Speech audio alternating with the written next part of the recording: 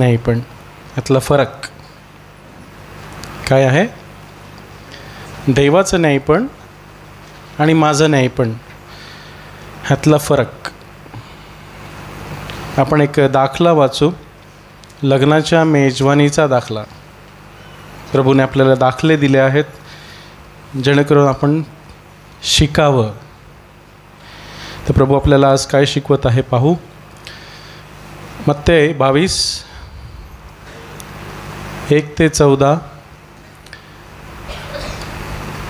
आपण वाचू. लग्नाच्या मेजवानीचा दाखला.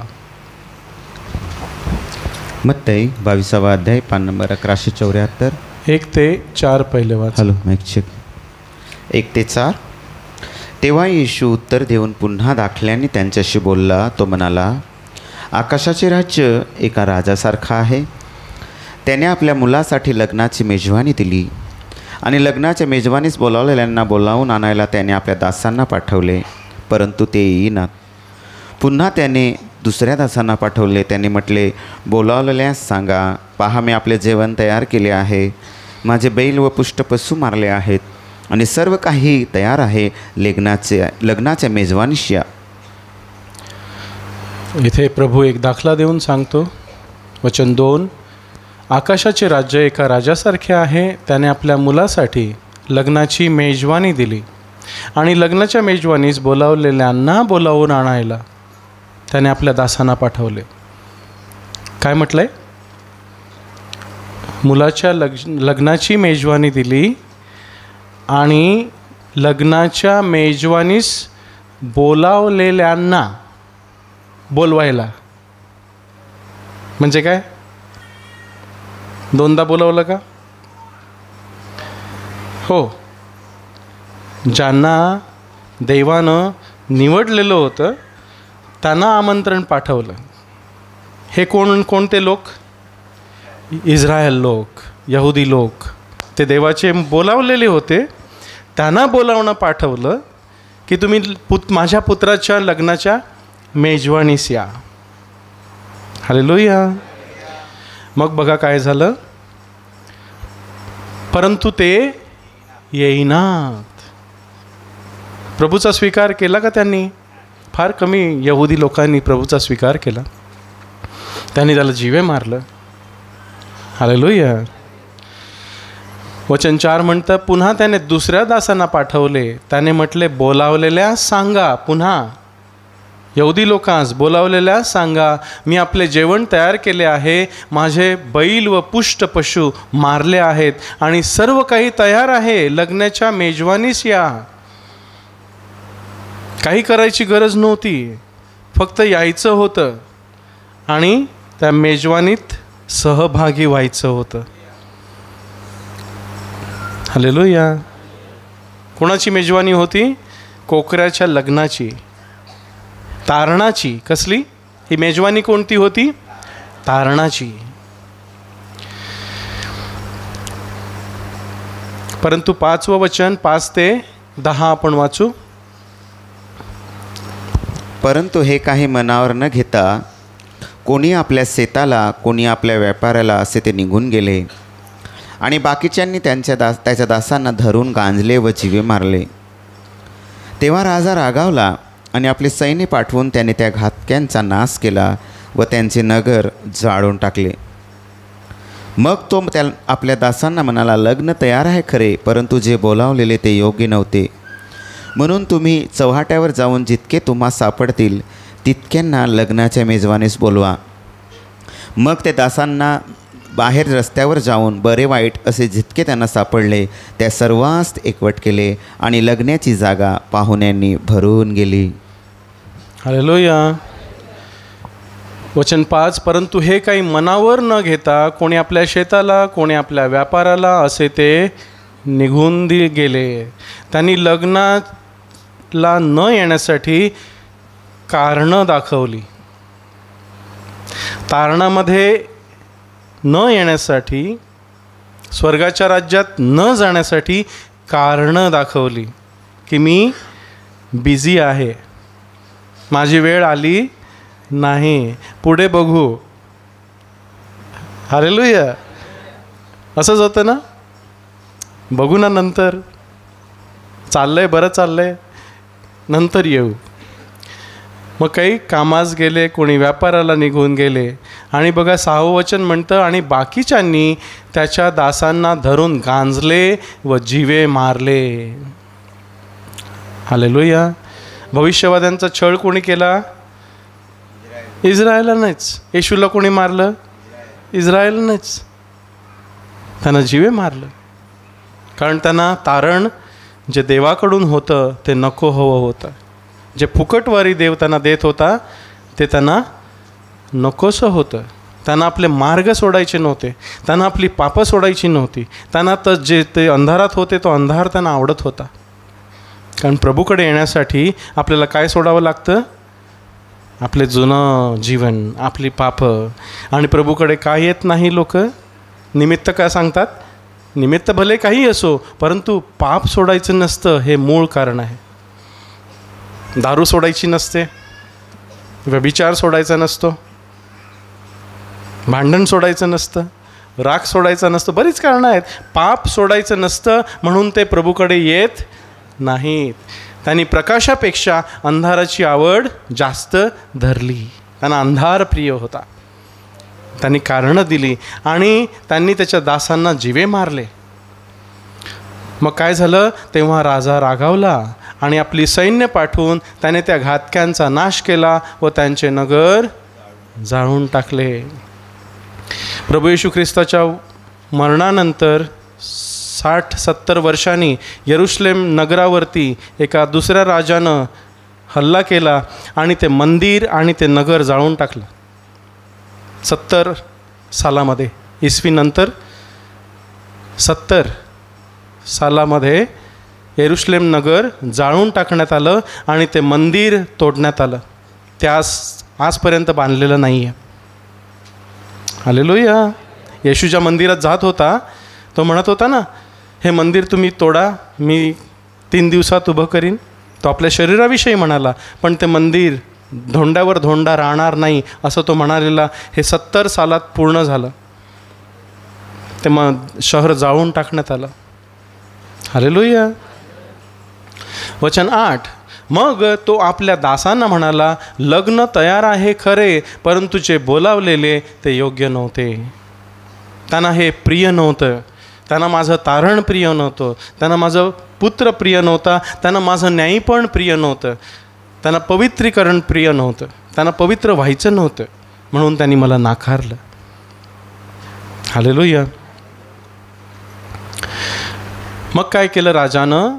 वचन 9, म्हणून त्यानं आपल्या दासांना सांगितलं, तुम्ही चव्हाट्यावर जाऊन जितके तुम्हा सापडतील तितक्यांना लग्नाच्या मेजवानीस बोलवा. काय सांगितलं दासांना? तुम्ही कुठे जा? नाक्यावर जा, चव्हाट्यावर जा, रस्त्यावर जा.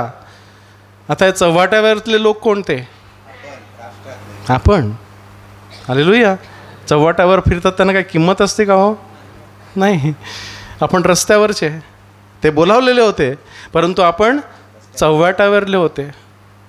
जे सापडतील तितक्यांना, जो सापडेल त्याला, ये, देवाचं भोजन तयार आहे, देवाचं तारण तयार आहे, ये. कोणीही चालेल, काळा असो, गोरा असो, तांबडा असो, हिरवा असो, पांढरा असो, सगळे. बुटका असो, मोठा असो, श्रीमंत असो, गरीब असो, आदिवासी असो, बामण असो, जो येईल तो ये. देवाच्या राज्यात जातपात नाही. तिथे एकच जात आहे, माणूस. हालेलुया. तर देवानं सर्वांना बोलावलं. वचन 10, मग त्या दासांना बाहेर रस्त्यावर जाऊन दासांनी बाहेर रस्त्यावर जाऊन बरे वाईट असे जितके त्यांना सापडले त्या सर्वांना एकत्र केले आणि लग्नाची जागा पाहुण्यांनी भरून गेली. हालेलुया. आज जागा भरली की नाही आपली? हो. जगामध्ये पुष्कळ लोक प्रभूकडे येत आहेत. जागा भरत आहे. कोणते लोक होते ते? बरे वाईट.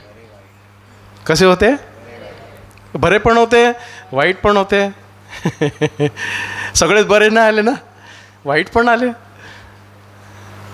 बरे वाईट कोणाच्या दृष्टीने होते? त्यांच्या स्वतःच्या दृष्टीने.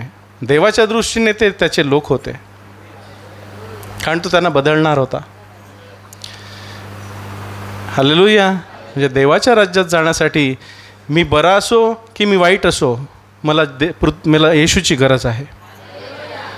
हालेलुया. मी त्याच्याशिवाय त्याच्या भोजनास तयार होऊ शकत नाही. बरे वाईट ते आपण, पण आपण कुठे बरे होतो? बरे होतो का? काही लोकांना सांगतो, आपण विचारलं तू मेल्यानंतर कुठे जाशील, तो म्हणतो मी स्वर्गात जाईन. मी म्हटलं का? मी का वाईट केलं आहे? प्रत्येकाचं तेच म्हणणं आहे की मी काय वाईट केलं आहे. आपलं पण तेच म्हणणं होतं ना की मी किती बरा आहे, मी काय वाईट केलं आहे, मी कोणाला लुटलं आहे, तो बघ त्याने किती केलं, त्यापेक्षा मी तर बरा आहे ना. म्हणजे आपण तुलना करून दुसऱ्यापेक्षा बरे होतो की नाही? हां, कोणी म्हणत नाही मी वाईट होतो असं. पण ते सर्वांना देवानी बोलवलं. पुढे काय झालं बघा. त्यांची वस्त्र कशी होती? बरी होती आणि वाईट होती, नाही का? बरे वाईट होते म्हणजे काय होतं? त्यांचं न्यायपण, त्यांचं बरेपण, त्यांचं वाईटपण हे घातलेलं झगा होता, नाही का? वचन 11 वाचा दादा. पण जेव्हा राजा पाहुण्यांना पाहायला आत आला, तेव्हा ज्याच्या अंगात लग्नाचा पोशाख घातलेला नव्हता असा एक माणूस त्याला तेथे दिसला. पण जेव्हा राजा पाहुण्यांना पाहायला आत आला, तेव्हा ज्याच्या अंगात लग्नाचा पोशाख घातलेला नव्हता असा एक माणूस त्याला तेथे दिसला. आता सगळ्यांना लग्नाचे पोशाख कुठे मिळाले? सगळ्यांचे. आता एका माणसाजवळ वेगळा पोशाख असेल ह्याचा अर्थ बाकीच्या सगळ्यांकडे सारखा पोशाख आहे. आता इथे जमलेल्या सर्वांनी पांढरे कपडे घातलेले असतील आणि कोण तांबडा कपडा घालून आलेला असेल तर तो लगेच दिसेल की नाही? मग हे जे बाहेरून आलेले ज्यांचे जगे बरे वाईट होते ते पांढरे कसे झाले?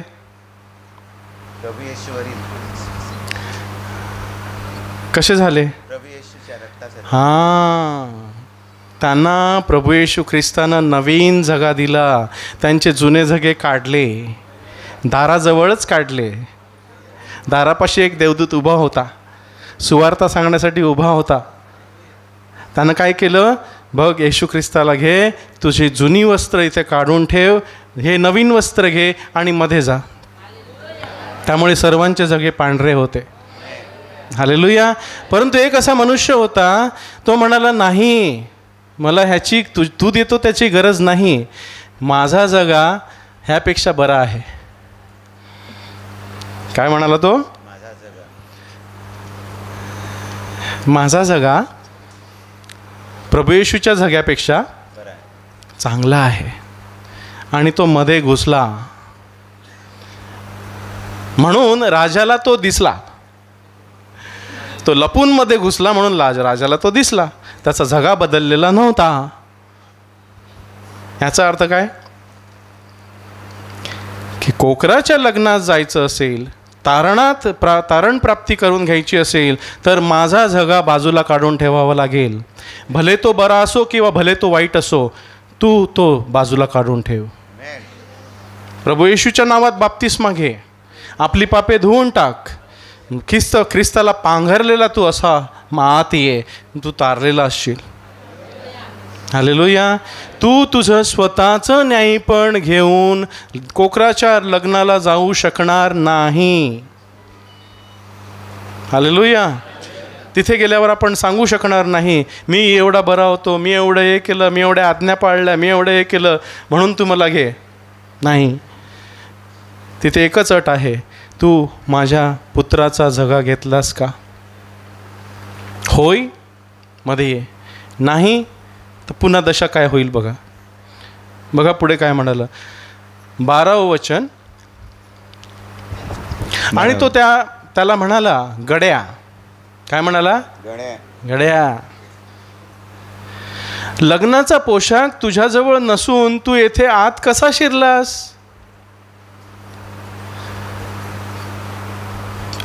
तुला तिथे लग्नाचा झगा ठेवलेला जो फुकट होता, जो विश्वासाच्या द्वारे तुला घालायचा होता, जो नाहीपणाचा झगा होता, जे पांढरं शुभ्र वस्त्र दाराजवळ ठेवलेलं ते तू का नाकारलंस? आणि तू मध्ये कसा आलास? तो पोशाख न घालता तू मध्ये कसा आलास? तेव्हा तो उगाच राहिला.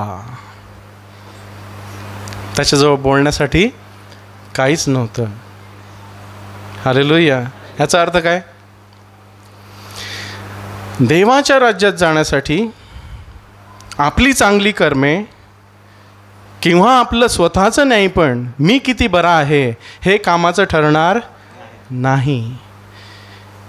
तारण प्राप्तीसाठी ख्रिस्त येशूवरील विश्वास जो कृपेच्या द्वारे आहे त्याच्यावरती विश्वास ठेवून त्याला पत्करशील तर तुझं तारण होईल. हे एकच अट आहे. बाकी अट आहे का? नाही. स्वर्गाच्या दारात पोचल्यावर प्रभू आपल्याला विचारेल, मी तुला मध्ये का घ्यावं? मी तुला मध्ये का घेऊ? काय असेल आपलं उत्तर? स्वतःने विचार करा की मी प्रभूच्या समोर उभा राहीन, प्रभू मला विचारेल, मी तुला माझ्या स्वर्गात का घ्यावं? काय उत्तर आहे? काय उत्तर आहे? मी चांगलं जीवन जगलो, मी एवढी मदत केली, मी हे केलं, मी ते केलं. काय आहे? नाही. प्रभू, तू माझ्या पापांसाठी मेलास, ह्याच्यावर मी विश्वास ठेवतो. तू देवाचा पुत्र आहेस, ह्याच्यावर मी विश्वास ठेवला. मी माझ्या स्वतःच्या कर्माने तुझ्याकडे येऊ शकत नव्हतो. तू मला तुझं न्यायपण दिलं, ते न्यायपण घेऊन मी तुझ्याकडे येतो. बस एवढंच. आपल्या हातात आपण काही घेऊन जाणार नाही, फक्त त्याचा वधस्तंभ. प्रभू, तुझ्या वधस्तंभाद्वारे तू मला बोलावलंस. जी जागा माझी होती ती तू घेतलीस आणि तुझी जागा तू मला दिली आहेस, म्हणून मी तुझ्याकडे आलो आहे. काय, माझी जागा त्यानं घेतली आणि त्याची जागा त्यानं मला दिली. हालेलुया. आणखी काय आहे की माझ्या स्वतःच्या जगानं मी जाणार आहे? नाही, माझा जगा इकडेच ठेवायचा आहे. मला त्याचा जगा घालायचा आहे. आमेन. आणि मग बघा, तेव्हा राजाने आपल्या चाकरांना सांगितले, याचे हातपाय धुवून बांधून याला बाहेर अंधारात टाकून द्या, तेथे रडणे व दात खाणे होईल. काय केलं होतं गुन्हा हो त्याने? कोणाचे घोडे मारलेले की एवढं मोठं नरकात जाण्याचं शिक्षा त्याला मिळाली? काय, तो फक्त स्वतःचाच पोशाख घालून गेला ना? याचा अर्थ काय की मी माझ्या न्यायपणाच्या द्वारे स्वर्गात जाऊ शकणार? मला स्वर्गात जाण्यासाठी ख्रिस्ताचं न्यायपण पाहिजे, देवाचं न्यायपण पाहिजे. जे ख्रिस्तावरील विश्वासाच्या द्वारे फुकटवारी मिळते ते मला घ्यायचं आहे. मी माझ्या कर्माने जाऊ शकणार नाही. मला फक्त तारण येशू ख्रिस्ताच्याच द्वारे आहे. मार्ग, सत्य आणि जीवन मीच आहे. माझ्यामधून गेल्या वाचून, मला घेऊन, मला पांघरून घेऊन गेल्या वाचून तुम्हाला देवाच्या राज्यात जाता येत, तुम्हाला बापापाशी जाता येत. आपण येशू ख्रिस्ताच्या नावाने प्रार्थना का करतो हो? कधी विचार केला? आपण कोणाशी प्रार्थना करतो? देव बापाची. नाही, आपण कोणाला हाक मारतो? आमच्या स्वर्गीय बापा ना. आणि प्रार्थना संपताना काय म्हणतो? येशूच्या नावात, येशूच्या नावामध्ये मी मागतो, तू ऐक आणि मान्य कर. का? काय येशूच्या नावात? आकाशात आणि पृथ्वीवर दुसरं नाव. येशूच्या नावात यासाठी की मी माझ्या नावानं काहीच मागू शकत नाही. आणि जेव्हा मी येशूच्या नावानं मागतो तेव्हा देव मला येशूच्या रूपात पाहतो आणि माझी प्रार्थना मान्य करतो. फक्त येशूच्या नावातच केलेली प्रार्थना मान्य होईल. तुम्ही स्वतःचा झगा घालून केली प्रार्थना तर मान्य होणार नाही. त्यामुळे प्रभू म्हणतो तुम्ही जे काही माझ्या नावात मागाल ते तुम्हाला दिलं जाईल. कारण देव आपल्याला येशूमध्ये पाहतो. येशूने किती पापं केलेली? काहीच नाही. मग जेव्हा आपण येशूला पांघरतो तेव्हा आपण किती पापं केलेली आहेत? काहीच नाही. ते आहे देवाचं न्यायपण. काय आहे? देवाचं न्यायपण. काय आहे ते? येशू ख्रिस्ताचं न्यायपण. त्याने आपल्याला दिलेलं आहे. फक्त आपल्याला पांघरायचं आहे. देव म्हणतो तुम्ही स्वतःचं घेऊन या. 100%. 100% न्यायपण कसला आहे की तुम्ही सर्व आज्ञा पाळा. शकतो? पाळू शकतो? कोण आहे असा?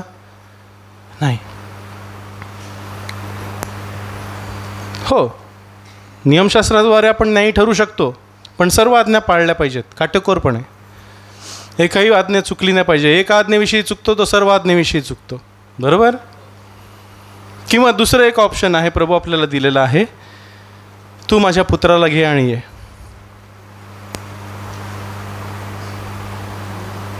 तू तुझा झगा घेऊन ये, परंतु तुझा झगा ह्या झग्यासारखा असला पाहिजे. सारखा कसला? म्हणजे येशू ख्रिस्ताच्या न्यायीपणासारखा तुझा झगा असला पाहिजे तर तू येऊ शकतोस. पण जराही कमी असेल तर तू नाकारला जाशील. आणि मी तुला जे देतो ते फुकटवर ये, तू घे, पांघर आणि ये. एक तू स्वतः कमाव आणि ये, किंवा मी दिलेलं घे आणि ये. कोणतं घ्यायचं? कोणतं बरं? हां, देवाने दिलेलं, देवाचं न्यायीपण. तू घे आणि ये. तू माझा पुत्र आहेस. त्यामुळे प्रभू म्हणतो तुम्ही पहिल्यांदा त्याचे राज्य आणि नीतिमत्व मिळवायला झटा, म्हणजे त्यानंतर तुम्हाला सर्व गोष्टी मिळतील. पहिलं काय मिळवायचं आहे? त्याचं न्यायीपण. प्रभू मी पापी आहे, परंतु मी तुझ्यावरती विश्वास ठेवला आहे. तुझं वस्त्र मी पांघरतो. हालेलुया. मग तुम्ही आता पापी आहात, त्याचं वस्त्र पांघरल्यावरती तुम्ही पापी आहात की पवित्र आहात? सैतान तुम्हाला काय म्हणून सांगतो? सैतान जेव्हा तुम्हाला सांगतो तेव्हा तुम्हाला काय म्हणतो? तो पवित्र म्हणतो की पापी म्हणतो? पापी म्हणतो ना. दोष लावतो की नाही? दोषारोप 24 तास. तू पापी आहेस, तू हे केलंस, तू ते केलंस, तू ते केलंस, तू ते केलंस, तू ते केलंस. झिंग झिंग झिंग झिंग झिंग झिंग झिंग झिंग. आणि आपण काय करतो? हो मी पापी आहे. मग जेव्हा आपण मान्य करतो मी पापी आहे, तेव्हा मी काय करतो? मी पापच करीन ना. पापी माणूस काय करतो? पापी माणूस काय करतो? दारुड्या माणूस, त्याला लोक बोलतात हा दारुड्या, मग तो काय करतो? कारण त्याला दारुड्या नावच ठेवलं आहे. त्याचं स्वभावच दारुड्या. तो आणखी काय करणार? पुण्यकर्म करणार का? आपण स्वतःला काय म्हणतो? मी आदिवासी आहे, मी ठेंगणा आहे, मी लिकडा आहे, मी काळा आहे, मी असा आहे, मी तसा आहे. काय बरोबर की नाही? आरशात बघितल्यावरती काय दिसतं? हां, ते आपण स्वतःला म्हणून घेतो मी असा आहे, मी असा आहे. लोक आपल्याला काय म्हणतात? हा असा आहे, हा तसा आहे. ती आपली ओळख होते. परंतु देव आपल्याला काय म्हणतो? लोक काय म्हणतात सोडून द्या. तुम्ही आपल्या स्वतःला काय म्हणतात सोडून द्या. सैतान तुम्हाला काय म्हणतो सोडून द्या. प्रभू तुमच्याविषयी काय म्हणतो ते ऐका. काय म्हणतो प्रभू तुम्हाला? काय म्हणतो? तुम्ही देवाची लेकरे आहात. हां, तू माझा पुत्र आहेस. तू ख्रिस्ताला घेतलंस म्हणून तू माझा पुत्र आहेस. येशू ख्रिस्तावरील विश्वासाच्या द्वारे तुम्ही सर्व देवाचे पुत्र आहात. वाचायचं आहे गलतीकरस पत्र 3 अध्याय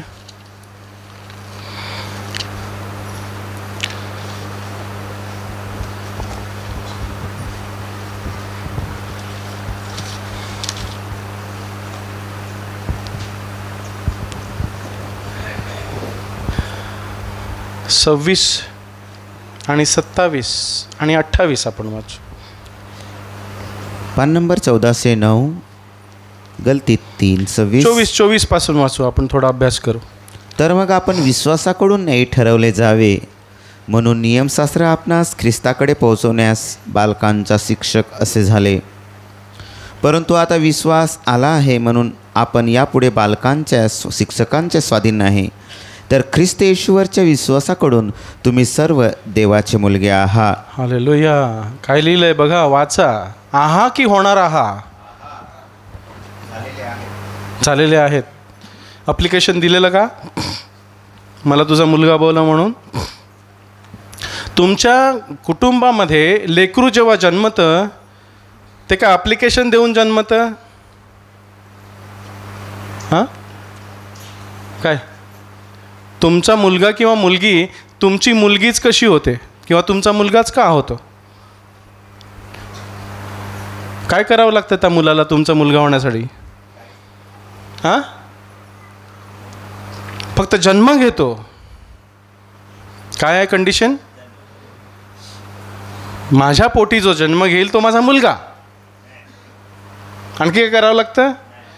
काय रूढी परंपरा, हारबीर घालावं लागतात बापाला, माझा आज मी तुझा मुलगा.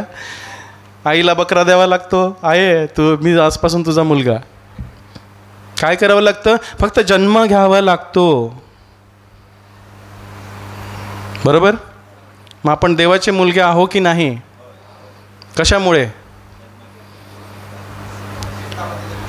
ख्रिस्तामध्ये जन्म घेतला ते सर्व देवाचे मुलगे आहेत. त्यांना ते माहीत नसेल, परंतु आज वचन तुम्हाला सांगतं तुम्ही सर्व देवाचे मुलगे आहात. हालेलुया. व्हायचे आहात का आहात?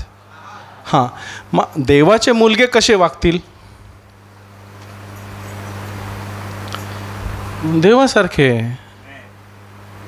काय पाप्याचा मुलगा कसा वागतो?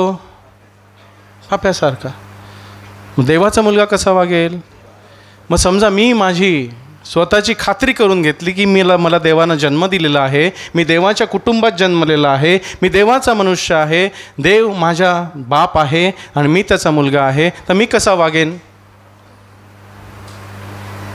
हालेलुया. पुढे बघा. परंतु आता विश्वास आला आहे म्हणून आपण यापुढे बालकांच्या शिक्षकाच्या अधीन नाही, कारण येशू ख्रिस्तावरच्या विश्वासाकडून तुम्ही सर्व देवाचे मुलगे आहात. तुम्ही काय केलं म्हणून, तुम्ही सर्व नियमशास्त्र पाळलं म्हणून देवाचे मुलगे झालात का? इथे काय लिहिलंय की नियमशास्त्र सांगतं की तुला ख्रिस्ताची गरज आहे. झोपू नका. नियमशास्त्र काय सांगतं? तुला येशूची गरज आहे. नियमशास्त्र कुणाकडे बोट दाखवतं? येशूकडे. कसं काय? कोण सांगत असेल ना मी काय वाईट केलंय, त्याला 10 आज्ञा वाचून दाखवा आणि त्याला सांगा एक जरी तू मोडली असेल तर तू पापी आहेस आणि नरकाचा भागीदार आहेस. कारण एका नियमाविषयी चुकतो तो सर्व नियमाविषयी चुकतो. आहे कोण? हात वर करा. मला पाय धरू दे तुमचे. नाही ना? मग नियमशास्त्र काय दाखवतं? कुणाकडे बोट दाखवतं? मग इकडे काय लिहिलंय? विश्वासाकडून नाही ठरवले जावे म्हणून नियमशास्त्र आपणास ख्रिस्ताकडे पोहोचविण्यास बालकांचा शिक्षक कसे झाले. नियमशास्त्र वाचलं, 10 आज्ञा वाचल्या, जुना करार वाचला म्हणून आपल्याला समजलं का मला ख्रिस्ताची गरज आहे. ख्रिस्ताशिवाय मी नाही ठरूच शकत नाही, कारण मी जन्मताच पापी आहे. आईच्या गर्भातच मी पापी स्वभाव धारण केला. मी जन्मताच पापी होतो. छोट्या मुलाला पाप करायला शिकवावं लागतं, चोरी करायला शिकवावं लागतं. कसं करतं? कुठून आलं हे? बापजाद्यापासून. कोण होता आपला बाप? देहाचा बाप कोण होता? आजोबा, पणजोबा, खापर पणजोबा, त्याचा खापर पणजोबा, त्याचा खापर पणजोबा कोण? आदाम. तुमचा खापर पणजोबाचा खापर पणजोबा, तो पण माझा खापर पणजोबांचा खापर पणजोबा, एकच. त्याच्यापासून हे आलं सगळं. नाही तर माझं रक्ताचा कलर आणि तुमच्या रक्ताचा कलर वेगळा असता. रक्ताचा कलर कसा आहे? इकडे कापलं तर काय निघेल? हिरवं का तांबडं? आणि तुमचं म्हणजे काय? आदाम. हालेलुया. पाप, एका माणसापासून पाप जगात शिरले आणि सर्व पापी झाले. पण एका मनुष्याच्या, येशू ख्रिस्ताच्या न्यायीपणाच्या द्वारे सर्व जे त्याच्यावरती विश्वास ठेवतात ते न्यायी ठरवले जातात. हालेलुया. आमेन. फुकटवारी आहे का? काय करावं लागलं? नियमशास्त्र काय दाखवतं? मला ख्रिस्ताची गरज आहे. त्याच्याशिवाय एकच असा मनुष्य होता ज्याने नियमशास्त्र पूर्ण पाळलेलं होतं. एकही आज्ञा मोडलेली नव्हती. कोण? येशू ख्रिस्त, पवित्र, ज्यानं पाप केलं नाही. एकच मनुष्य. बाकी सर्वांनी पाप केला होता आणि देवाच्या गौरवाला उणे पडलेले होते. सर्वांनी पाप केलेलं.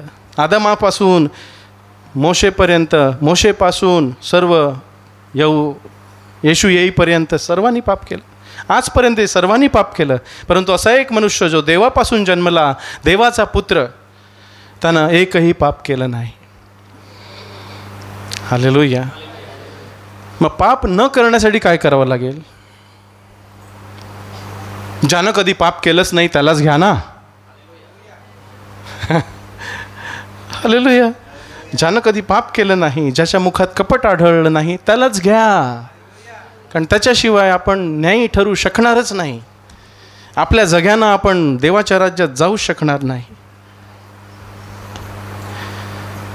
हालेलुया. बघा पुढे. परंतु आता विश्वास आला आहे म्हणून आपण यापुढे बालकांच्या शिक्षकाच्या स्वाधीन नाही. नियमशास्त्र रद्द झालं. नियमशास्त्र काय झालं? याचा अर्थ नियमशास्त्र मोडायचं नाही. नियमशास्त्राच्या वरती ज्या आज्ञा आहेत त्या पाळायच्या आहेत. हालेलुया. ज्या हृदयातनं पाळायच्या आहेत. आणि त्यासाठी देवाचा आत्मा आपल्या हृदयामध्ये पाठवलेला आहे. नियमशास्त्रातील आज्ञा आपल्या शक्तीनं आपण पाळू शकत नव्हतो, कोणीच नाही. परंतु आता देवानं त्याच्या आत्म्याला आपल्या हृदयामध्ये पाठवलेलं आहे, जेणेकरून आपण त्या आज्ञा पाळाव्या. मोडायच्या नाहीत, पाळायच्या. परंतु त्यातलं तत्त्व पाळायचं. तुझा देव याच्यावर पूर्ण प्रीती कर, पूर्ण मनाने, पूर्ण जीवाने, पूर्ण शक्तीने प्रीती कर. आणि आपल्या शेजाऱ्यावर स्वतःसारखी प्रीती कर. हे त्यातलं तत्त्व आहे ना. सर्व नियमशास्त्राची सांगता एका वाक्यात केली जाते, जशी स्वतःवर तशी तू आपल्या शेजाऱ्यावर प्रीती कर. माणसाला माणसाप्रमाणे वागव, हीच माणुसकी, हाच आमचा धर्म. काय आपला धर्म कोणता? माणुसकीचा. माणसानं माणसाला माणसाप्रमाणे वागवणं हेच आमचा नियम, हाच आमचा नियम. हालेलुया. आमेन. वचन 26. कारण येशू ख्रिस्तावरील विश्वासाकडून तुम्ही सर्व देवाचे मुलगे काय आहा की ओहो? आहा. आहा की नेहे? आहा. निहे तर निहे, मग निहे तर निहे, काही नाही होणार. आहा म्हटलं तर आहा. हो आहे. मग पुत्र आहे, मग तसं वाघ. हालेलुया. कारण का आपण देवाचे मुलगे आहात? प्रभू येशू ख्रिस्तावरील विश्वासाकडून. कारण जितके तुम्ही ख्रिस्तामध्ये बाप्तिस्मा पावला आहात, तितके तुम्ही ख्रिस्ताला पांघरलं आहे. हे आहे न्यायीपणाचं वस्त्र. फक्त विश्वास ठेवला नाही तर त्याला अंगीकारलं. सर्व लोक म्हणतात आम्ही येशूवर विश्वास ठेवतो, पण तो दुसरी पायरी आहे, त्याला अंगीकारा. कसं अंगीकारायचं? बाप्तिस्माच्या द्वारे. तो माझ्यासाठी मेला, मी त्याच्याबरोबर मेलो. त्याला पुरलं गेलं, मी त्याच्याबरोबर पुरला गेलो. आणि तो जसा नवीनपणाच्या जीवनात उठवला गेला तसा मी नवीनपणाच्या जीवनात उठवला गेलो. आता तो आणि मी वेगळे नाहीत, आम्ही एक आहोत.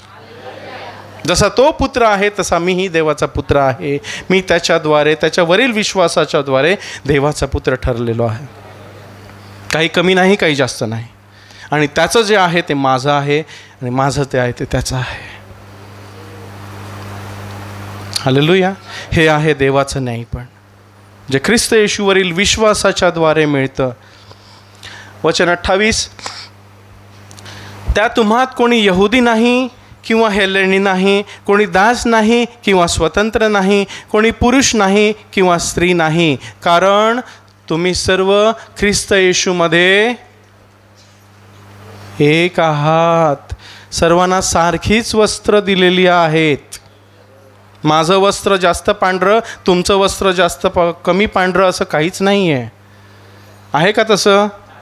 देवाकडे पक्षपात आहे का? नाही. वस्त्र दाराजवळ तयार आहे.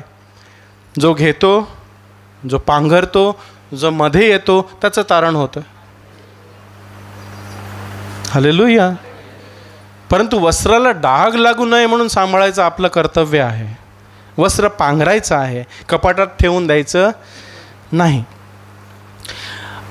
तुम्ही सर्व, त्यात जात नाही, त्यात धर्म नाही, त्यात स्त्री नाही, त्यात पुरुष नाही, सर्व देवाचे लोक आहात.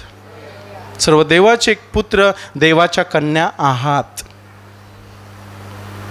बघा, मन बदला आपलं. एक उदाहरण सांगतो. आपल्या नाक्यावरती पोलीस असतो नाही का? काय करतो तो थांबवायचं असेल तर? शिट्टी वाजवतो किंवा हात करतो नाही का? तोच पोलीस, तो पोलीस आहे आपण असं कसं ओळखतो? हा, पोशाख. काय? पोशाख. जे अधिकारी आहेत, जे शासनाचे अधिकारी आहेत, त्यांना काय असतो? सैनिकाला काय असतो? पोशाख असतो. वकिलाला काय असतो? न्यायाधीशाला काय असतो? म्हणजे ज्याला अधिकार दिलेला आहे त्याला वर्दी दिलेली आहे, बरोबर? किंवा ID कार्ड असतं नाही का? TC असतो, त्याला काय असतं? ID card. पोलीस असतो, त्याला वर्दी असते. आता तोच माणूस दुसऱ्या दिवशी आपला पोशाख घरीच ठेवला आणि नाक्यात उभा राहिला आणि मला हात दाखवला त्याने थांबायला. मी काय करेन? का? मनुष्य तोच आहे, मनुष्य तोच आहे. याचा अर्थ काय? पोशाखाला तुमच्यापेक्षा जास्त अधिकार आहे. हालेलुया.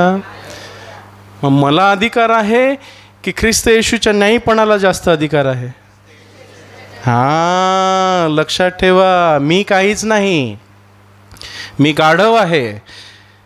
गाढवाच्या पुढे चादरी अंतरल्या, गाढवाला काहीच वाटायला नाही पाहिजे. त्याच्यावरती कोण बसलेलं होतं? येशू. हालेलुया. होसाना होसाना म्हणत होते ना. गाढवाला वाटलं, अरे क्या बात है, ये कौन सा दिन आ गया, आज तो मेरी दिवाळी आहे. पण त्या गाढवाला माहित नाही त्याच्यावर कोण बसलेला आहे. हालेलुया. मग ज्याप्रमाणे पोलिसाला तो पोशाख घातल्याशिवाय त्याचा अधिकार वापरता येत नाही, तसंच आपल्याला येशूचा नाही, पण येशूचा अधिकार आपल्याला वापरता येणार नाही जोपर्यंत आपण त्याला पांघरत नाही. बरोबर? मग जेव्हा तो पोलीस आपला पोशाख घरी ठेवतो आणि रस्त्यावर चालत असतो, तेव्हा कोणी त्याला मारलं तर काय होईल? काय नाही होणार. होईल नाही, कारण तो साधा माणूस आहे. तीच गोष्ट जेव्हा तो पोशाख घातलेला असतो आणि त्याला कोणी हात लावतो तेव्हा काय होईल? काय? मनुष्य तोच आहे, पण फरक कारवाईचा वेगळा आहे. जर आपण ख्रिस्ता विरहित आहोत आणि सैतानाने आपल्याला काही केलं, कपडे घातलेले नसले, मग सैतानाने आपल्याला काही केलं, मारलं, तर काय होईल? देव काय करील का? हां, नाही. जर मी ख्रिस्ताला पांघरलेला आहे आणि सैतान माझ्यावरती हल्ला करत आहे, तर काय होईल? करू शकेल का? हां, पोलिसांना आपण मारू शकतो का? हो का? मारून बघा, आज ट्राय करा सगळे. पास्टरने सांगितलंय एक लावून दे, होईल ते बघू, पास्टरला बोलू. हालेलुया. का? असं का? कशाला महत्व आहे? पोशाखाला. हालेलुया. आणि जर पोलिसाने मला थांबितलं, पोशाख घातलेला पोलीस आहे, त्याने मला थांबवलं आणि मी थांबवली नाही तर, गाडी थांबवली नाही तर, तरी पण कारवाई होईल. बरोबर? माझा फोटोवर नंबर प्लेट घेईल, मला फाईन मारेल, किंवा माझ्या मागे पोलीस लावेल फोन करून, याला पकड, जेल होईल, काही माहिती नाही. ह्याचा अर्थ काय? जर मी पांघरलेलं आहे ख्रिस्ताला आणि मी जे काही सांगेल ते भूताना ऐकलंच पाहिजे. जर मी पोशाख घरी ठेवला आणि माझा अधिकार वापरू लागलो तर तसं होणार. मग अधिकार वापरण्यासाठी काय करावं लागेल? पोशाख घालावा लागेल. देवाच्या अधीन व्हा, ख्रिस्ताला पांघरा, म्हणजे सैतान तुमच्यापासून पळेल. हालेलुया. हा एक गुज आहे. रोज पांघरायचे 24 तास. काढायलाच कोणी सांगितलं हो? देवाने सांगितलं का काढा म्हणून? नाही. कपाटात ठेवायला सांगितलं आहे?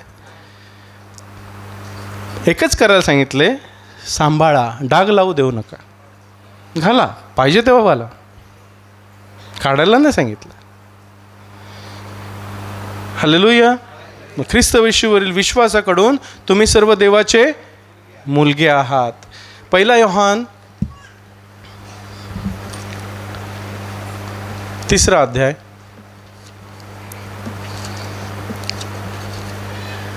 आज मी तुम्ही कोण आहात हे दाखवतोय. तुम्ही कसं घ्यायचं, कसं वापरायचं ते तुम्हावरती आहे.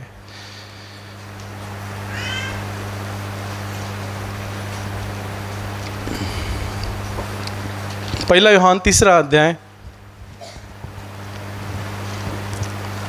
1 ते 2, 1 आणि 2 आपण वाचू. 1 ते 2 आणि 3 आपण वाचू. पान नंबर 1477. 1 योहान 3 अध्याय 1 वचन. आपल्याला देवाची लेकरे म्हणावे यात बापाने आपल्याला केवढे प्रीतिदान दिले आहे ते पहा. यामुळे जग आपल्याला ओळखीत नाही, कारण त्याने त्याला ओळखले नाही. प्रियानो, आता आपण आता देवाची लेकरे आहो, परंतु आपण काय होऊ हे अजून प्रकट झालेलं नाही. तरी हे आपल्याला माहीत आहे की तो प्रकट होईल तेव्हा आपण त्याच्यासारखे होऊ, कारण जसा तो आहे तसाच आपल्याला तो दिसेल. वचन 3. आणि त्याच्याविषयी ज्या कोणालाही आशा आहे तो जसा तो शुद्ध आहे तसा आपणाला शुद्ध करतो. आपल्याला देवाची लेकरे म्हणावे यात बापाने आपल्याला केवढे प्रीतिदान दिले आहे ते पहा. आपण काय केलेलं हो देवाची लेकरे होण्यासाठी? काही नाही. कोणतीच कर्मकांड केली नाही. फक्त प्रभू येशूला धारण केलं, त्याला घेतलं, त्याला अंगीकारलं. जितक्यांनी त्याला अंगीकारलं तितक्यांना त्याने देवाची लेकरे होण्याचा अधिकार दिला. योहानामध्ये आहे 1 अध्यायात. त्याच्या स्वतःचे त्याच्याकडे तो आला, परंतु त्यांनी त्याला अंगीकारलं, बोलावलेले स्वतःचे, त्यांच्याकडे तो आला, त्यांनी त्याला घेतलं नाही. परंतु जितक्यांनी, जे चव्हाट्यावर होते, जे रस्त्यावर होते, तितक्यांनी ज्यांच्या त्याला अंगीकारलं, त्याच्या नावावर विश्वास ठेवला, त्यांना त्याने देवाची लेकरे होण्याचा अधिकार दिला. क्या बात आहे. जाणलंय कधी की देवाने मला काय दिलेलं आहे? अज्ञानामुळे माझ्या लोकांचा नाश होत आहे आपल्याला ज्ञान आपण कोण आहोत? क्या चालला है, मी असाच, मी तसाच, हाँ चलता है, कुछ नहीं होता, चलने दो, आज जीना है कल मरना है. नाही, तसं नाही. तुम्ही कोण आहात ते जाणा, त्याला पांघरा, मग समजेल तुम्हाला तुम्ही कोण आहात. तुम्ही साधीसुधी माणसं नाही, तुम्ही निवडलेले लोक, राजकीय याजकगण, अंधारातून प्रकाशात बोलावलेले, जेणेकरून तुम्ही त्याचे सद्गुण प्रसिद्ध करावे. साधेसुधे लोक नाहीत. जाणता? जानो, मानो और चलो. क्या है रूल? जानो, मानो और चलो, उसके साथ चलो, उसको लेकर चलो. हालेलुया.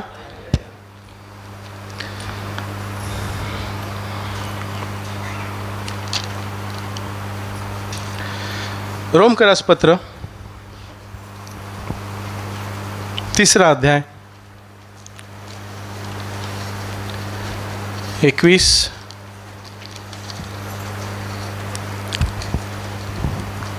रोमकरास पत्र 3 अध्याय 21 वचन 21 ते 26. पान नंबर 1359. रोम 3:21. परंतु आता नियमशास्त्र वाचून देवाचं न्याय पण प्रकट झाला आहे आणि त्याविषयी नियमशास्त्र व भविष्यवादी साक्ष देतात. हे येशू ख्रिस्तावरील विश्वासाच्या द्वारे मिळणारे देवाचे न्याय पण सर्व विश्वासणाऱ्यांसाठी आहे, कारण त्यात काहीच भेद नाही. कारण सर्वांनी पाप केले आहे आणि ते देवाच्या गौरवाला उणं पडले आहेत. त्याच्या कृपेने ख्रिस्त येशूमध्ये जी खंडणी आहे तिच्याद्वारे ते फुकटवारी न्याय ठरतात. त्याला देवाने प्रायश्चित असे पुढे ठेवले आहे. हे प्रायश्चित त्याच्या रक्ताच्या ठायी विश्वासाच्या द्वारे आहे, यासाठी की पूर्वी झालेल्या पातकांकडे देवाच्या सहनशीलतेने कानाडोळा केल्यामुळे त्याने आपले न्यायपण असे प्रकट करून दाखवावे. म्हणजे या चालू असलेल्या काळी त्याने आपले न्यायपण असे प्रकट करून दाखवावे की त्याने स्वतः न्यायी असावे आणि येशूवर विश्वास ठेवणाऱ्यालाही न्यायी ठरवणाराही असावे. आमेन. परंतु आता नियमशास्त्र वाचून देवाचे न्यायपण प्रकट झाले आहे.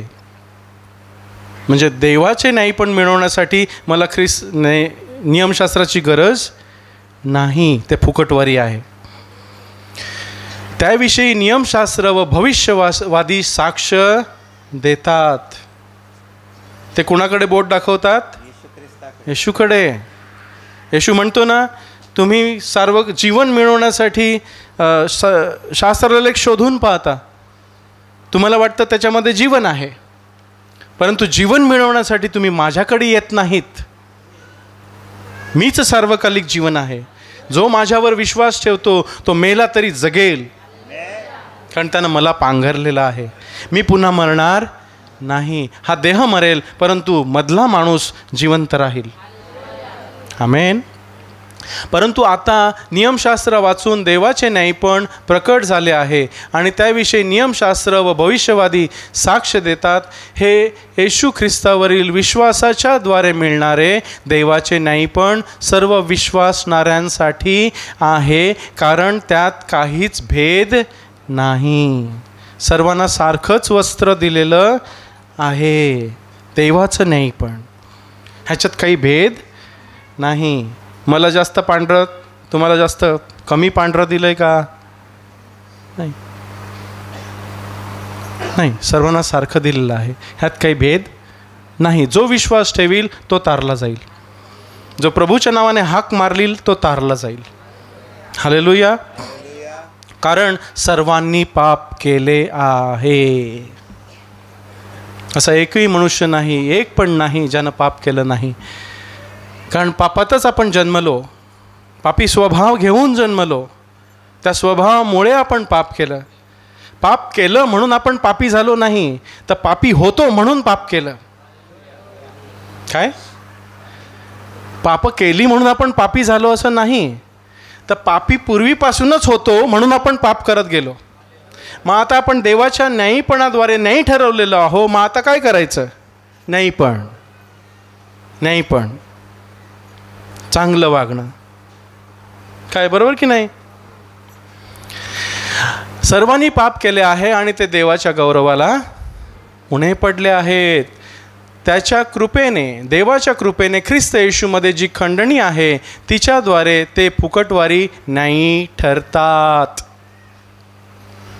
कसे नाही ठरतात? वस्त्राला काय किंमत मोजावी लागते? फक्त जुनं काढायचं आणि ठेवून द्यायचंय, नवीन घ्यायचंय, फुकट आहे. लाडका पुत्र योजना,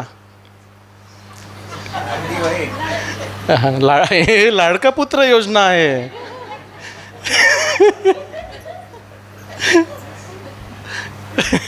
कोणते बरं, लाडकी बहीण की लाडका पुत्र? हां, सुखी आहे. हालेलुया. फुकटवारी बँकेमध्ये हां जमा होतं.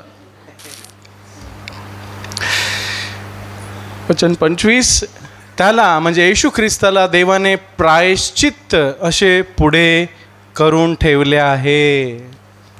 काय करून ठेवलं आहे? माझ्यासाठी यज्ञ बली, माझ्याऐवजी, माझ्या बदली त्यानं माझी पाप वधस्तंभी घेतली. असं एकही माझं पाप राहिलेलं नाही जे त्यानं घेतलं नाही. झालेली आणि होणारी सर्व पाप त्यानं घेतलेली आहेत. हालेलुया. ह्याचा अर्थ नाही की पाप करीत राहावं, कृपा वाढावी म्हणून काय पाप करावं असे नाही.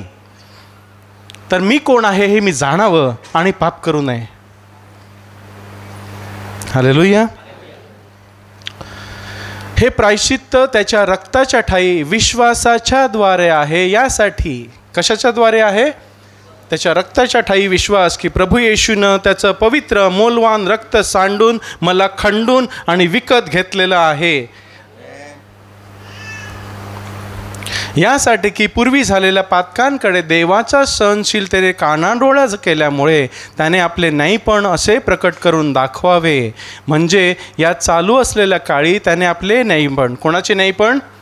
आपले स्वतःचे, देवाचे नाहीपण असे प्रकट करून दाखवावे, की त्याने स्वतः नाही असावे आणि येशू ख्रिस्तावर विश्वास ठेवणाऱ्यालाही नाही ठरवावे. हालेलुया. देवाला पाप चालत नाही. मग त्यांना आपल्याला वाचवायचं होतं, पण आपल्यामध्ये ती कुवत नव्हती नाहीपणाची. आणि देव आपल्यावर प्रेम करतो आणि आपल्याला वाचवायचं होतं, दंडही द्यायचा होता आणि प्रेमही करायचं होतं. तो नाही आहे, मग तो दंड करणारच. आणि देवप्रीती आहे, तो प्रेम करणारच. मग दोन्ही एकात कसं मिळवलं जाईल? येशूमुळे. येशूने माझ्याऐवजी आपला दंड स्वीकारला. त्याने माझ्यावर एवढी प्रीती केली की त्याने आपल्याला माझ्यासाठी दिले. त्याने दंडही घेतला, माझ्यावर प्रीतीही केली. तो पुन्हा उठला मला जीवन देण्यासाठी. हालेलुया. ज्याने पाप जाणलंच नाही त्याला देवानं पाप असं केलं माझ्यासाठी, जेणेकरून त्याच्या न्यायीपणाच्या द्वारे मी न्यायी ठरवला जावा. आहे ना वचन? 2 करंथीकर 5:21, ज्याने पाप जाणलेच नाही त्याला त्याने पाप असे केले, जेणेकरून त्याच्या न्यायीपणाच्या द्वारे आम्ही देवाचे न्यायीपण असे व्हावे. 2 करंथीकर 5:21. 2 करंथीकर 5वा अध्याय 21 वचन, पान नंबर 1398. कारण ज्याने पाप जाणलेच नाही त्याने आम्हाकरिता पाप असे केले, यासाठी की आम्ही त्याच्यामध्ये देवाचे न्यायीपण असे व्हावे. हो, खरं आहे की खोटं आहे? इथे त्याचं न्याय आणि त्याचं प्रेम दोन्ही प्रकट होतात. देव न्यायी आहे. देवाला पाप चालत नाही. हालेलुया. ज्याने पाप जाणलेच नाही, येशू ख्रिस्तानं पाप केलंच नाही, त्या येशू ख्रिस्ताला देवानं माझ्यासाठी, कोणासाठी सांगा? माझ्यासाठी पाप असे केले वधस्तंभावर. तो पाप असा झाला. हालेलुया. का? यासाठी की आम्ही येशू ख्रिस्ताच्या मध्ये, कुठे? येशू ख्रिस्ताच्या मध्ये देवाचे न्यायीपण असे व्हावे. कोण झालो आपण? देवाचे न्यायीपण. किती टक्के शुद्ध? 100% शुद्ध. वाह, क्या बात है. कुछ भी डालो 100% सोना आता है. हालेलुया. काय समजत नाही ना कधी कधी असं कसं होऊ शकतं, पण तसंच आहे. ते तसंच आहे. फुकटवारी दिलं आहे. आमेन. आणि ह्या सर्व गोष्टी जाणण्यासाठी आपल्याला पवित्र आत्मा दिलेला आहे. काय? कशासाठी दिला पवित्र आत्मा? की येशू ख्रिस्ताचे गौरव करण्यासाठी, की तो कोण आहे आपण ओळखावं, आपण त्याच्यामध्ये असावं, त्याला सोडू नये. आणि त्यानं ज्या गोष्टी आपल्याला दिल्या आहेत त्या आपण जाणाव्या, की येशू ख्रिस्ताद्वारे मला काय काय मिळालेलं आहे. 1 करंथीकर 12वा अध्याय.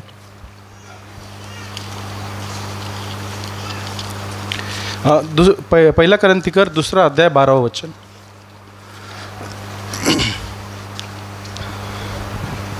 पहिला करेन 2:12 पान नंबर 1376. आणि आपल्याला जगाचा आत्मा मिळाला नाही, तर जो आत्मा देवापासून आहे तो मिळाला आहे, यासाठी की ज्या गोष्टी देवाने कृपा करून आपल्याला दिल्या त्या आम्ही जाणाव्या. हालेलुया. काय दिलंय? ज्या गोष्टी दिल्या आहेत, फुकटवारी दिल्या आहेत, त्या जाणण्यासाठी त्यानं त्याच्या पुत्राचा आत्मा आपल्यामध्ये दिलेला आहे. आमेन. आपल्याला जगाचा आत्मा मिळाला नाही. कोणता जगाचा आत्मा? तू पापी आहेस, तू दारुडे आहेस, तू असा आहे, तू तसा आहे, तू आदिवासी आहे, तू गोरा आहे, तू काळा आहे, तू हिंदू आहे, तू मुसलमान आहे. हे सगळे पोशाख. मुसलमान कसे ओळखतो आपण? सांगा. हां, ती गोल टोपी आणि दाढी. हिंदू कसे ओळखतो?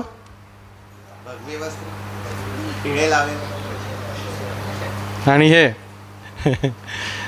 हे ते गोदवऱ्या बांधतात ते, आणि हे माळा घालतात ते. देवाची लोक कशी ओळखतो? कशी? कोणता पोशाख घातलेला आपण? हा, ख्रिस्ताला पांघरलेला आहे. जेथे जेथे तुम्ही जाता, जे त्या मरणासाठी मरणाचा गंध, आणि जे जीवनासाठी आहेत त्यांना जीवनाचा गंध. हां, लोक ओळखतात. मला विचारतात, तू फादर आहे का रे? मी म्हटलं का? तो फादरसारखा दिसतो. 2 वेळा असं झालं. माहिती ना काय? असू दे. आपल्याला जगाचा आत्मा मिळाला नाही, तर जो आत्मा देवापासून आहे, देवाचा आत्मा, तो मिळाला आहे की मिळणार आहे? मिळाला आहे. आपण जेव्हा बाप्तिस्मा घेतला तेव्हा आपण कोणाला पांघरलं? ख्रिस्ताला आणि आपल्याला आत्म्याचं दान मिळालं. आत्मा देणगी आहे देवाची. हालेलुया. कशासाठी? यासाठी की ज्या गोष्टी देवाने कृपेनं कृपा करून फुकटवारी आपल्याला दिलेल्या आहेत त्या आम्ही जाणाव्या. जर मी जाणलंच नाही की मी कोण आहे तर मी काय जाणू शकणार? एक साधी माशी पण मारणार नाही आपण. भूत तर सोडूनच द्या.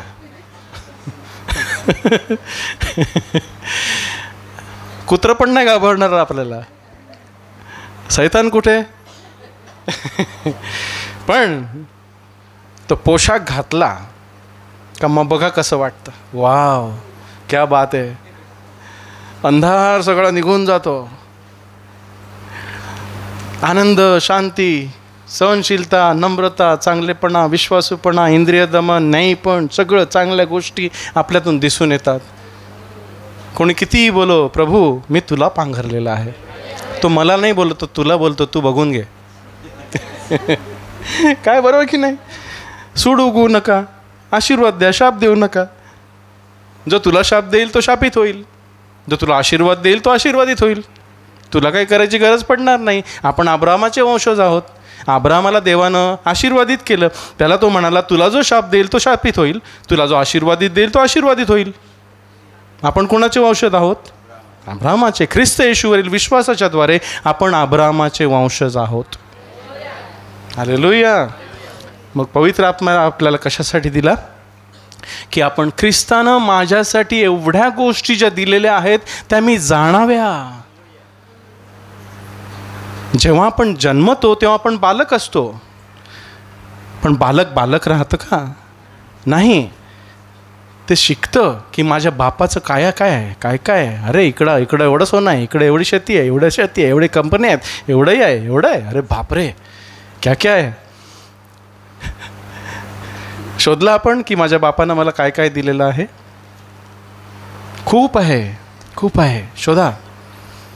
त्याची पवित्रता, त्याचे न्यायपण, त्याचं ज्ञान, त्याची विपुलता. मग आपण राहतो भिकाऱ्यासारखे का? कारण आपण त्याला पांघरलेलं नाही.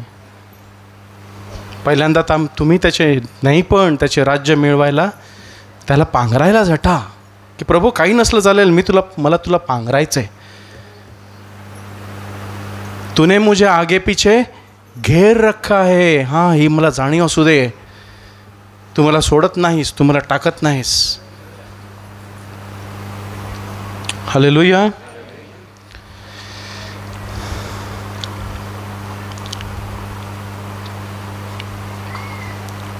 रोमकरसपत्र 5वा अध्याय.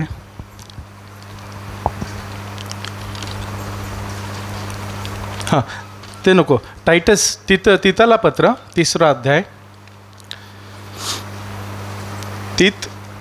3रा अध्याय 4 ते 7. 3रा अध्याय 4थं वचन, पान नंबर 1445. परंतु आपला तारणारा देव याची दया व मनुष्यावरील प्रीती प्रकट झाली. एक पासून वाचा दादा. त्यांना 1 ते 7. हां, तिताचं पत्र 3रा अध्याय 1लं वचन. त्यांना असं सुचवू की त्याने सत्ता व अधिकार यांच्या अधीन असावे, अधिकारांच्या आज्ञा पाळाव्या, प्रत्येक चांगल्या कामास तयार असावं, कोणाची निंदा करू नये व न भांडणारे, विनयी, सर्व माणसांशी पूर्ण लीनतेने वागणारे असे असावे. कारण आपणही पूर्वी अज्ञानी, आज्ञा मोडणारे, भ्रांत, पुष्कळ प्रकारच्या हवा व विलास यांच्या दासपणात असणारे, दुष्टाई व हवा यामध्ये आयुष्यक्रमण करणारे, द्वेषपात्र, एकमेकांचा द्वेष करणारे असे होतो. परंतु आपला तारणारा देव याची दया व मनुष्यावरील प्रीती प्रकट झाली, तेव्हा त्याने आपण केलेल्या न्यायपणाच्या कर्मामुळे नव्हे, तर आपल्या दयेने पुनर्जन्माचे स्नान व पवित्र आत्म्याने केलेले नवीकरण यांच्याद्वारे आपल्याला तारले.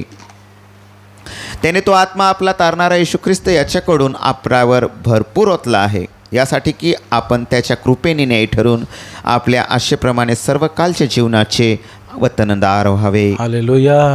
वा, क्या बात आहे. अंगाला शहारे येतात ते वाचल्यावर की प्रभू तू माझ्यासाठी किती केलं आहे, मला काय दिलं आहे, तू मी कोण आहे. मी कसा होतो आणि तू मला काय बनवलंस. त्यांना असे सुचीव की त्यांनी सत्ता व अधिकार यांच्या अधीन असावे, आपल्या सत्तेच्या अधीन असावे, अधिकाऱ्यांच्या आज्ञा पाळाव्या, आपल्या कामावर अधिकाऱ्यांच्या आज्ञा पाळाव्या, प्रत्येक चांगल्या कामाला तयार असावे. आपण ख्रिस्त येशूमध्ये अस्तित्वात आणलेले चांगले कारिगिरीचे काम आहोत. काय आहोत? चांगली कामे केली म्हणून आपण तारले गेलो नाही, तर आपण तारले गेलो आहोत, देवाचे पुत्र आहोत, आपण ख्रिस्त पांघरला आहे म्हणून आपण चांगली कामे करतो. फरक आहे. दुसऱ्या धर्मामध्ये तुम्ही चांगली कामे करा म्हणजे तुम्हाला मोक्ष मिळेल. बरोबर? कशाला झटतात लोक? मोक्ष मिळण्यासाठी. त्यासाठी ते काय करतात? चांगली कामं करतात. पण मिळेल का? नाही. कारण प्रभू म्हणतो तुमची न्यायीपणाची कर्मे विटाळलेल्या कपड्यांसारखी आहेत, घाणेरडी. तुमची चांगली जी कर्मे आहेत ती मेकॅनिकच्या कपड्यापेक्षा घाणेरडी आहेत. घेतो का कधी मेकॅनिकच्या कपड्याचे आपण कपडे शिवतो का लग्नाला? शिवू का? हां. मग देवाच्या राज्यात आपण मेकॅनिकचे कपडे घेऊन जाऊ का? मग देव सांगतो तुमची जी चांगली कर्मे तुम्हाला वाटतात ती चांगली आहेत, ती त्या मेकॅनिकच्या कपड्यापेक्षाही निपरवड आहेत. त्याचे तुम्ही कपडे घालून माझ्याजवळ याल? मग तुम्ही चांगली पुण्य कर्मे घेऊन तुम्ही सांगाल मला स्वर्गात घे? नाही. माझं न्यायीपण घे. तुझ्यामधून चांगली कर्मे आपोआप होतील, कारण मी तुला निर्माण केलेलं आहे. माझी फळं तुझ्यामधून आपोआप दिसतील. तुम्ही माझ्यामध्ये राहा, मी तुम्हामध्ये राहीन. माझ्यामध्ये असल्याशिवाय तुम्हाला फळ देवत नाही. तुमच्याने कोणतंही चांगलं काम करवत नाही. मलाच पांघरा, मलाच घ्या. कोणाची निंदा करू नये. न भांडणारे. ते वस्त्र पांघरल्यावर काय होईल? आपण कोणाची निंदा करणार नाही. आपण कसे होऊ? न भांडणारे. सांगितलं ना, त्यानं आपल्याला शाप दिला तरी आपण काय करू? प्रभू आशीर्वाद दे, त्यांना क्षमा कर. हे कधी होईल? जर आपल्याला माहीत आहे मी वस्त्र पांघरलं आहे तर हे आपोआप होईल. पण आपण विसरलेलो असू की माझं वस्त्र घरी राहिलेलं आहे तर ह्या सगळ्या गोष्टी होणार नाहीत. मग काय होईल? असं सर्व माणसाशी पूर्ण लिंतेने वागणारे असे असावे. कसे वागावे? लिंतेने. तुमचा विनय सर्व माणसास कळून येवो.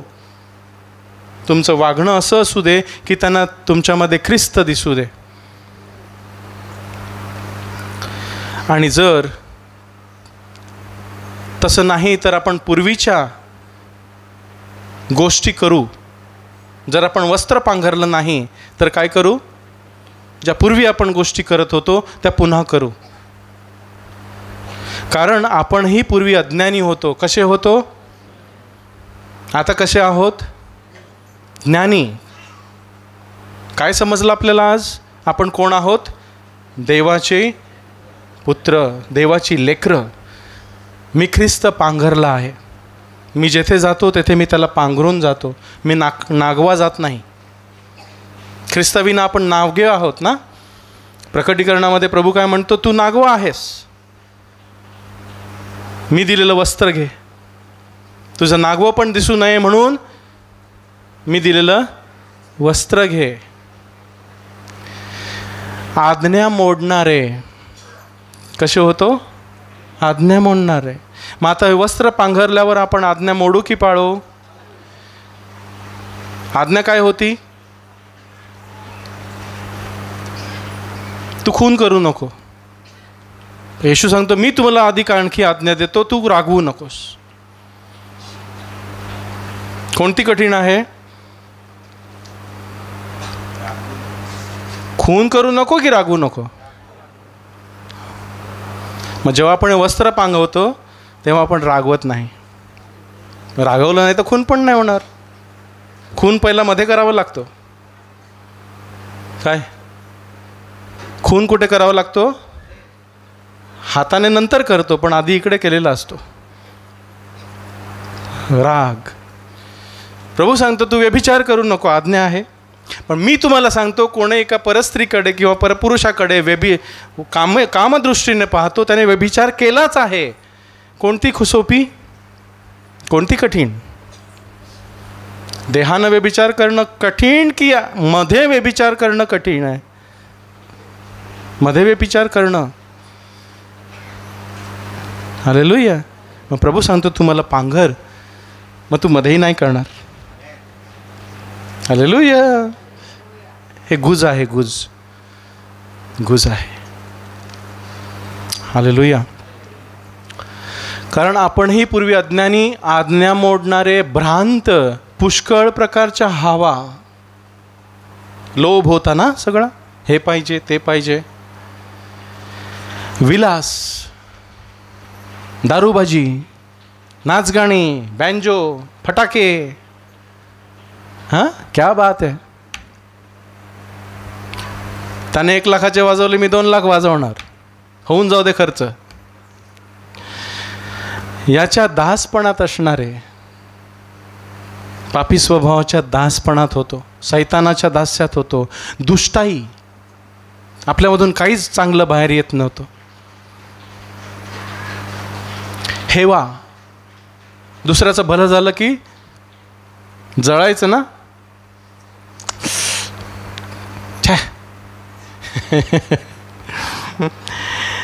याप्रमाणे आयुष्यक्रमण करणारे, द्वेषपात्र, एकमेकांचा द्वेष करणारे असे होतो. ही आपली जुनी ओळख होती. हा जुना मनुष्य होता. हे जुनं वस्त्र घेऊन आपण फिरत होतो, डागाळलेलं, आणि चांगली कर्मे करून आपण देवाच्या पाशी जाणार होतो. हां, ही कर्मे आपल्या हृदयात होती. आपला स्वभाव असा होता, आणि आपल्या स्वतःचे कपडे घेऊन आपण देवाच्या मेजवानीला जाणार होतो. घेतलं असतं आपल्याला, कसं जायचं? माझं टाकून दिलं, ख्रिस्ताचं धारण केलं, आणि ते धारण करून शेवटल्या दिवसापर्यंत जायचंय. बस, बाकीच्या सर्व गोष्टी होतील. हालेलुया. परंतु आपण तसे होतो, परंतु आता आपला तारणारा देव याची दया व मनुष्यावर प्रीती प्रकट झाली.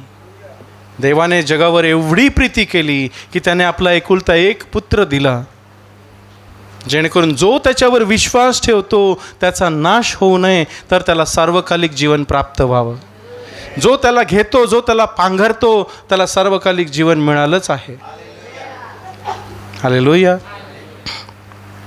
तेव्हा त्याने आपण केलेल्या न्यायीपणाच्या कर्मामुळे नाही, आपण काय चांगलं केलं म्हणून नाही, तर आपल्या दयेने त्याने मला दया दाखवली, माझ्यावर करुणा केली, माझी त्याला कीव आली,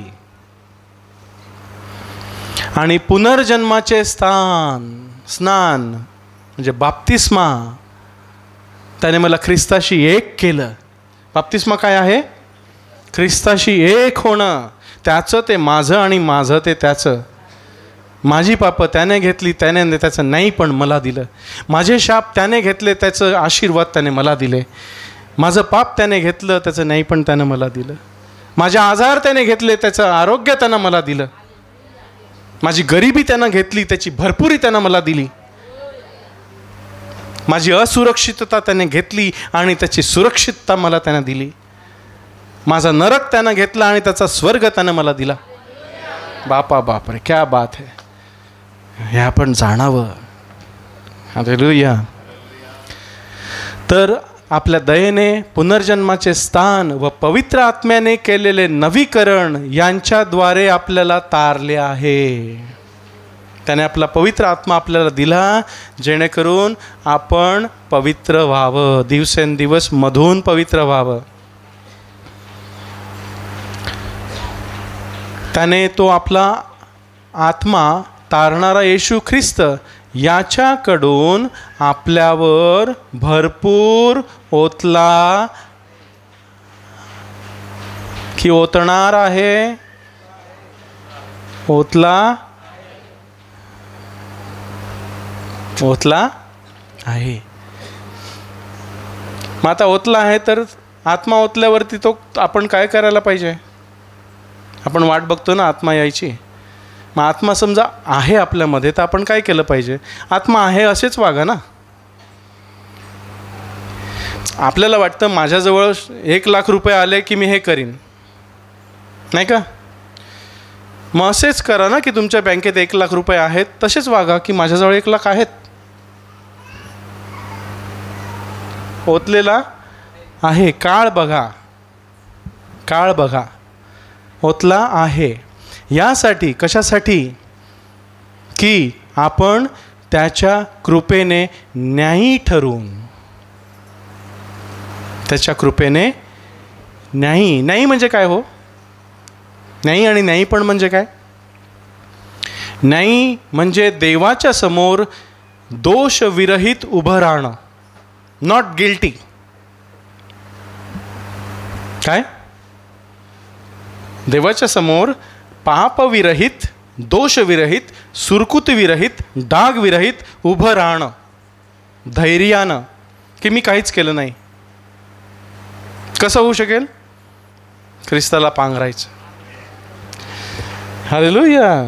कारण जेव्हा आपण ख्रिस्त पांघरलेला आहे तेव्हा आपण पवित्र आहोत. आमेन.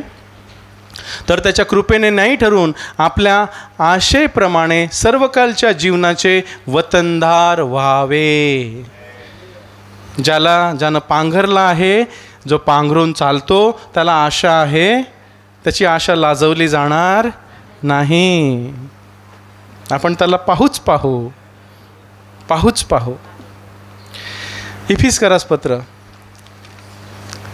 4 अध्याय